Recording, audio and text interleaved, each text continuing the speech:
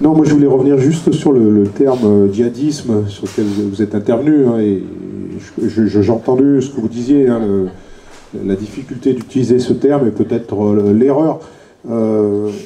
Nous, c'est vrai que quand on a fait, enfin, avec l'équipe, fait cette affiche, on l'a mis sur la même ligne que radicalisation, djihadisme et terrorisme. Donc je peux comprendre que des gens qui ont des connaissances dans la région musulmane soient un peu, oui, vexés. Enfin, je pense pas que vous étiez vexés, mais interpellés. Et ce terme, alors il est utilisé beaucoup, hein, en ce moment, mais il faut pas... la sémantique dans des situations comme ça, elle est toujours très complexe. Et moi, ça fait très longtemps que je suis assez mal à l'aise vis-à-vis de tous les termes qu'il faut utiliser.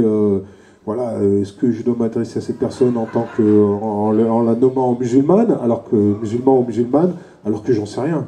C'est pas écrit sur elle ou sur lui. Mais à un moment, il faut mettre des mots.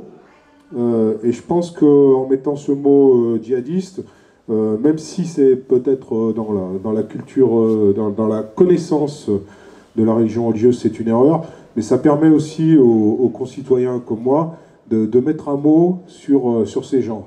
Voilà, aujourd'hui, comme je dis, c'est certainement une erreur de dire qu'un terroriste, c'est un djihadiste, mais ça permet à un moment de poser un mot sur ces personnes, et comme peut-être que si c'était un terroriste d'une autre religion, on trouverait un mot qui serait certainement faux, mais qui permettrait de nommer, comme certainement des gens comme moi qui sont non pratiquants d'aucune religion, on a un nom, hein. Bon voilà, le terme c'est athée et agnostique, mais je pense qu'il y a d'autres termes aussi. Mais il faut pas se concentrer sur cette sémantique, parce que c'est là aussi où ça peut générer des écarts, des distances, en se disant ouais, ben voilà, il me traite de djihadiste. Voilà, il n'y a pas d'amalgame de fait. Je pense que, bien sûr, là, la crainte aujourd'hui, c'est de se dire, mais chaque fois qu'un prétendu, et je crois et je l'ai entendu encore aujourd'hui, c'est des terroristes. D'abord, la question de ces mots, moi je ne parle pas, c'est pas la MJC qui a... Disons, c'est au plan international.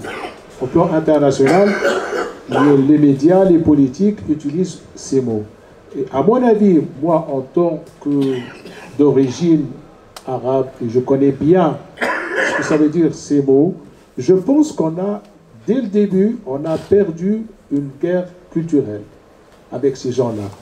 Ça veut dire que eux, ils sont dans l'horreur, et nous, on les prend pour des champions et pour des héros. C'est ça le...